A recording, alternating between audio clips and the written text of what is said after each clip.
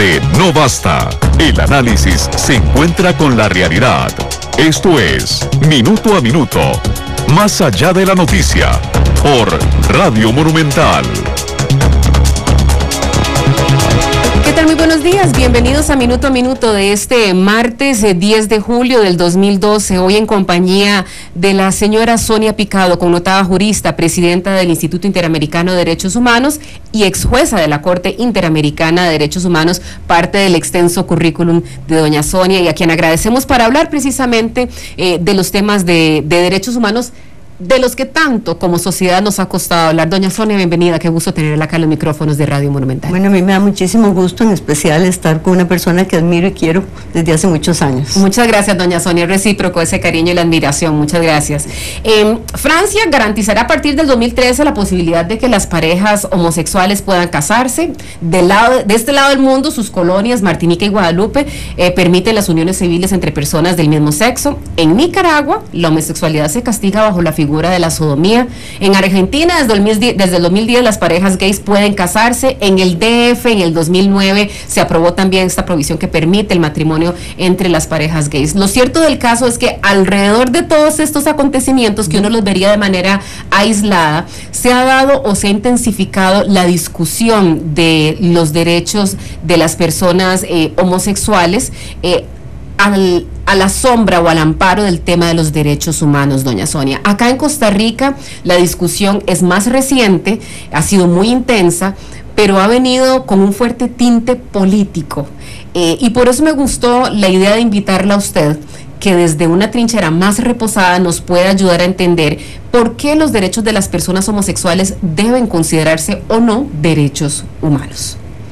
Bueno, muchas gracias por esta invitación y evidentemente son derechos humanos, porque si usted toma la Declaración Universal, usted toma la Declaración Americana, la Convención Americana, lo primero que dicen en todos sus artículos es la no discriminación por razón de sexo, y las mujeres hemos sufrido mucha discriminación, usted lo sabe, a través de la historia. Ahora es el caso de los homosexuales, y yo quisiera decirles que tan es un derecho humano que la Corte Interamericana de Derechos Humanos, si usted sabe que los fallos de la Corte son supranacionales. Así es.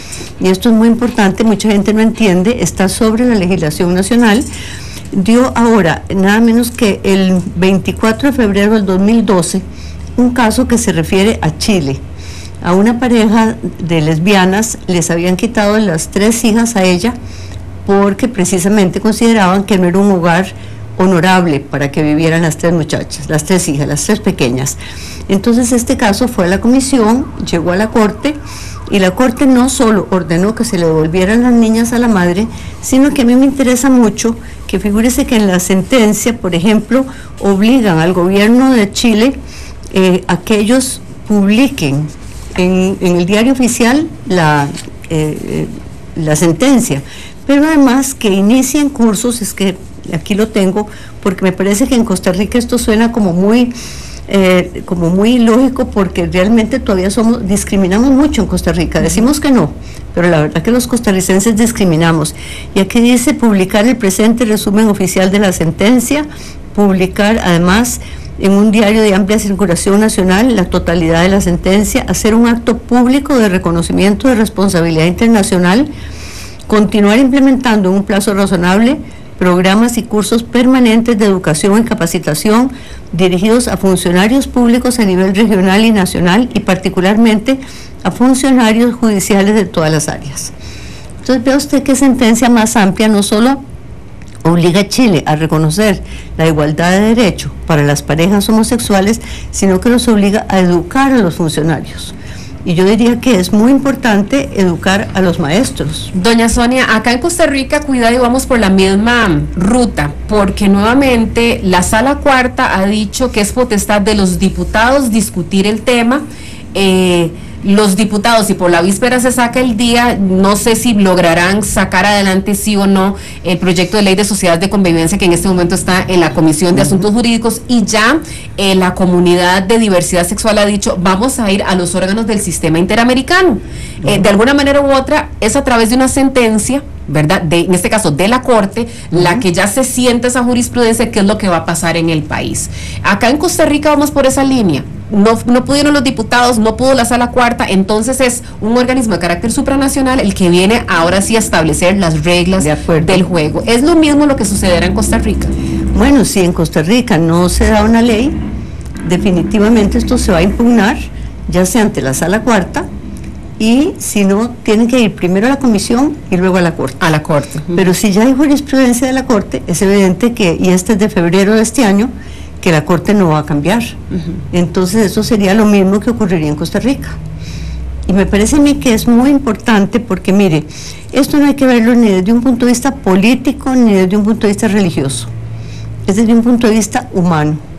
Desde un punto de vista de que todos los seres humanos tenemos los mismos derechos, todos los seres humanos tenemos derecho a que no seamos discriminados, a que se nos respete, y en ese sentido yo siento que las parejas que tienen, que son homosexuales, tienen el mismo derecho de tanto de cuidar sus hijos, de tener sus derechos gananciales, y esto no tiene tampoco que ver con el matrimonio. Me parece que eso es importante, pero no es lo fundamental. De hecho, y allí quería llegar, aquí hemos conversado en varias ocasiones con don Yashin Castrillo, quien es líder del movimiento de diversidad sexual, y también con don Marco Castillo al respecto, y ellos han sido muy enfáticos en decir que no es del interés de la comunidad el matrimonio gay, como lo ha sido, por ejemplo, en Francia, en Argentina, en México y en otras naciones. Para ellos es en este momento la prioridad el que se pueda homologar los derechos que tiene una pareja homosexual a las que tiene una unión civil de personas heterosexuales.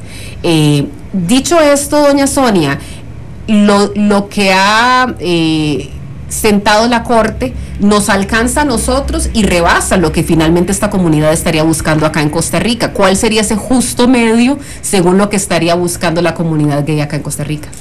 Bueno, a mí me parece que lo más importante, mire, yo pienso que de las instituciones que hay que revisar es el matrimonio, porque el matrimonio ya no es una institución solo para la procreación, es decir, eso es un concepto religioso, y en ese sentido tenemos que pensar que lo que más cuenta, lo más importante, es precisamente la convivencia, lo que esa pareja hace juntos, y cómo si hay una separación hay derecho a repartir los bienes, hay derecho en ciertos casos a que haya una pensión alimenticia, y viene a equipararse mucho a las uniones de hecho, que nuestro país reconoce y debe reconocer. Entonces a mí, yo siento que desde un punto de vista de derechos humanos, desde un punto de vista jurídico, este es un derecho que, le insisto, no tiene que ver con el sacramento del matrimonio, que ya es un concepto religioso. Doña Sonia, ¿usted cree que Costa Rica está rezagado en materia de derechos humanos y particularmente lo tocante al resguardo de los derechos de la población homosexual? ¿Estaría rezagada Costa Rica en este tema? Mire, Costa Rica parece mentira, pero es un país bastante abierto. Yo siento que es un país que está abierto a discutir estos temas, y mire, para mí fue sorprendente las dos manifestaciones, tanto la de los invisibles como la del orgullo gay, la cantidad de gente que se presentó en un plano de alegría, en un plano sin agresión. Yo tengo muchos amigos y amigas que son gay, y entre ellos hay un respeto que a menudo no encuentra uno en un matrimonio entre hombre y mujer. Entonces yo en ese sentido creo que Costa Rica tiene apertura, pero que a la vez tiene una cierta falsedad. ¿Le gusta? ¿Hipocresía tal vez? Hipocresía. Yo creo que esta sociedad nuestra a menudo es bastante hipócrita y prefiere hacerse la tonta o no, y nos sentimos muy bien de no discriminar, y discriminamos. Entonces, en ese sentido yo siento que Costa Rica debe aprobar las leyes, y si no, la sociedad misma se va encargando de hacerlo. Y vea usted que esas manifestaciones demuestran que ya estamos diciéndole sí a la convivencia de los homosexuales. La hipocresía se traslada más al ámbito de lo político, doña Sonia. ¿Y por qué pregunto esto? Porque finalmente los tomadores de decisión en la trinchera política han rehuido tomar una posición en este tema. La misma presidenta de la República no dice sí ni no. Uno lo ve con algunos diputados, no dicen sí ni no, algunos dicen no claramente por sus convicciones religiosas. En el caso de Justo Orozco es previsible su posición en virtud de sus creencias, pero uno ve que de alguna manera u otra tratan de rodar la bola y ver a quién se la pasa. La misma Sala Cuarta dice, no nos compete a nosotros, esto le compete a la Asamblea Legislativa. ¿Hay hipocresía en la trinchera política? Bueno, mire, yo pienso que hoy en día todos los males se les echan a los políticos. Tampoco es justo y ni es bueno para el país, porque yo siento que nuestra democracia ha sido muy sólida y entonces, claro que los propios políticos se encargan de desacreditarse, pero sí le diría que yo conozco mucha gente y yo misma cuando he estado en política ha sido un gran sacrificio. Le puedo decir que estar en la Asamblea Legislativa es posiblemente el trabajo más duro que he tenido en mi vida y he tenido trabajos duros, pero definitivamente no se trata de a quién le compete, sino que hay un riesgo porque hay mucha gente que no está de acuerdo con que a los homosexuales se les dé un trato de igualdad. Entonces, ningún político quiere arriesgar perder los votos con gente que se va a escandalizar de que haya una población homosexual que se le den los mismos derechos que a los no homosexuales. En medio de esto lo que hay es un cálculo electoral, pero lo que no se está reconociendo es una realidad. Finalmente es una parte de la población que tiene necesidades, que también tiene ciertas demandas. Aquí escuchando, por ejemplo, lo que decía en su momento Marco Castillo, decía es que no podemos solicitar un crédito de manera mancomunada, no podemos asegurarnos mutuamente las parejas homosexuales. Finalmente, aquí le preguntaba a don Justo Orozco, ¿es justo que se pueda, que no tengan derecho o acceso a este tipo de derechos que tenemos las parejas heterosexuales? Y me decía, no, él reconoce que no es justo, pero aún así el cálculo electoral es lo que está metiendo ruido e interfiriendo en esta discusión. Otro tema de derechos humanos importante, doña Sonia, que quisiera poder abordar con usted es el tema de la fecundación in vitro. Nuevamente, un tema en el que Costa Rica prohíbe, la Sala Constitucional emite una resolución en la que prohíbe como tal la práctica en el país. Las parejas que insisten en este procedimiento y dicen tenemos derecho a ello, van hasta la Comisión Interamericana de Derechos Humanos esperando que se les acuerpe y que nuevamente tengan la posibilidad de poder realizar este procedimiento en el país. ¿Cuál es el vaso comunicante finalmente en las discusiones que hay en torno al tema de la homosexualidad y ahora en este caso de fecundación in vitro que caen siempre bajo el alero de derechos humanos? Bueno, usted me invitó para preguntas fáciles, ¿verdad? Pero mire, yo creo que la obligación de una persona como yo que se ha dedicado a trabajar por los derechos humanos, que ha sido decana de una facultad de derechos, no tiene por qué temer a hablar muy francamente de esto. Y me parece a mí que en este país fue una barbaridad que se prohibiera la fecundación in vitro. Y yo le voy a leer y vea que yo me estoy basando más que en mi opinión personal, que no tiene por qué contar, sino en decisiones que ya han tomado la Corte o la Comisión.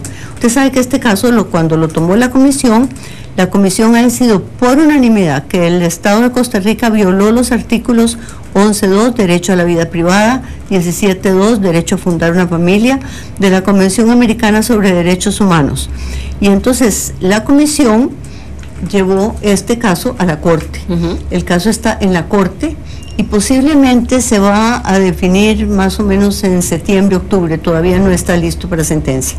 Entonces vamos a ver cuál va a ser la sentencia de la Corte, pero también aquí veo que es interesante que dice que también violó el artículo 24 de la Convención, el cual garantiza la equidad y protección igual de la ley.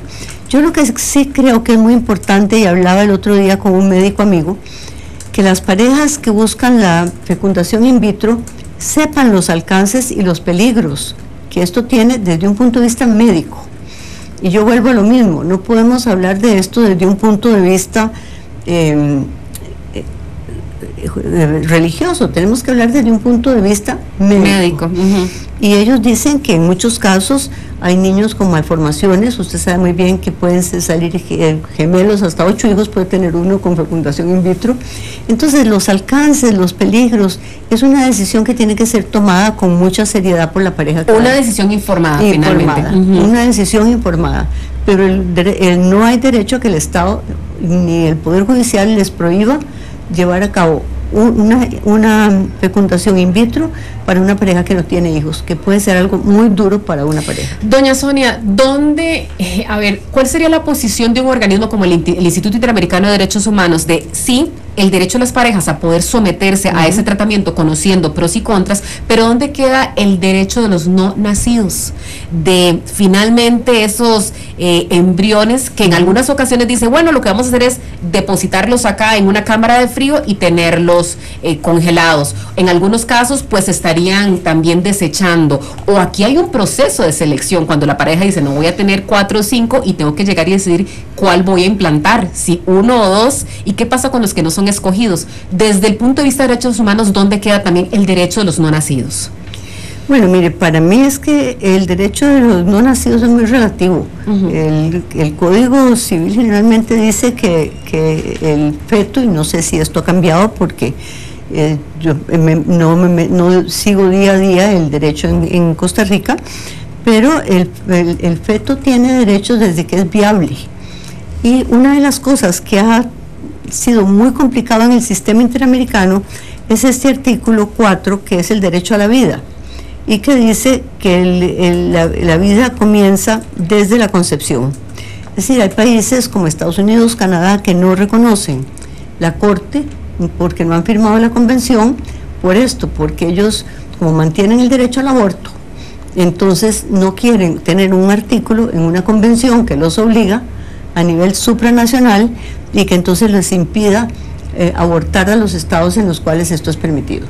Entonces, lo de los embriones siempre pueden tomarse las precauciones, al igual que le estoy diciendo yo que es muy importante que las parejas sepan a qué se están arriesgando y qué están haciendo, que los embriones se protejan si esto es importante para el país en general y para esas parejas.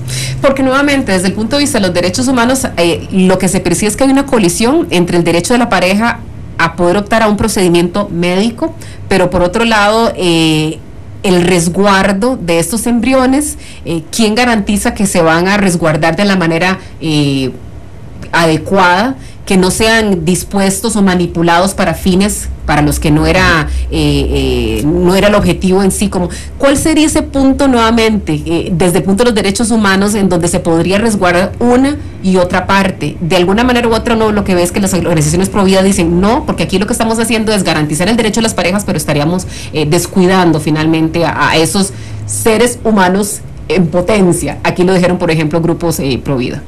Mire, el problema con los grupos pro vida es que toman muy literalmente este artículo que le acabo de leer, del artículo 4 de la Convención. Y yo creo que este tema, que es un tema tan delicado, al igual que el tema del aborto, hay que verlo desde un punto de vista de salud, no desde un punto de vista ni jurídico, ni desde un punto de vista religioso.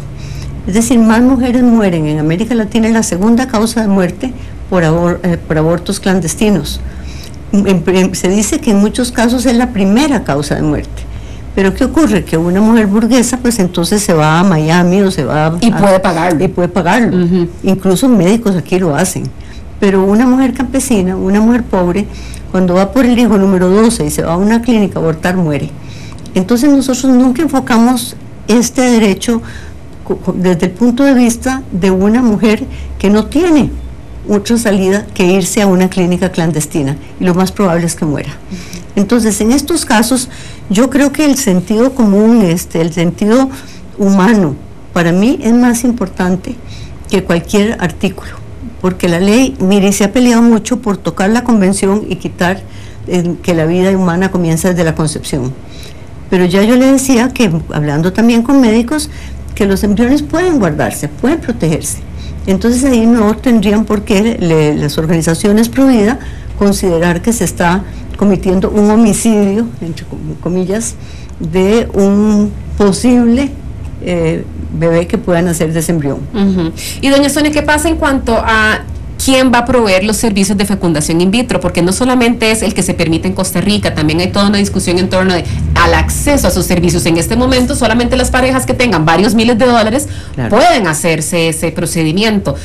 ¿Debería la Caja Costarricense del Seguro Social también ser proveedora de esto? Porque nuevamente habrá personas que financian a la Caja, pagan sus cuotas obrero patronales, que dicen, pero yo no estoy a favor de la fecundación in vitro, ¿por qué voy a pagarla en ese caso? ¿Debería la Caja dar o no este servicio de manera universal?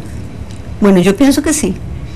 Yo pienso que si se aprueba una ley depende también de que se apruebe una ley o la jurisprudencia, pues la jurisprudencia nuestra es obligatoria. A mí me duele que sea la Sala Cuarta la que haya impedido la fecundación in vitro, porque yo siento que es un derecho de las parejas, un derecho. Si yo no hubiera podido concebir, habría buscado una fecundación in vitro y, como usted dice, es caro y habría podido pagarla.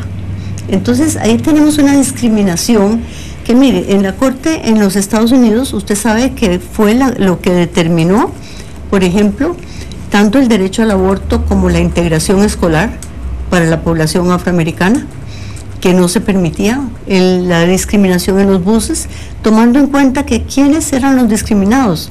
Los que no tenían dinero, los que no tenían medios. El acceso. El acceso. Entonces, yo pienso que cuando nosotros tocamos estos temas, tenemos que verlos de una manera humana, de una manera muy amplia.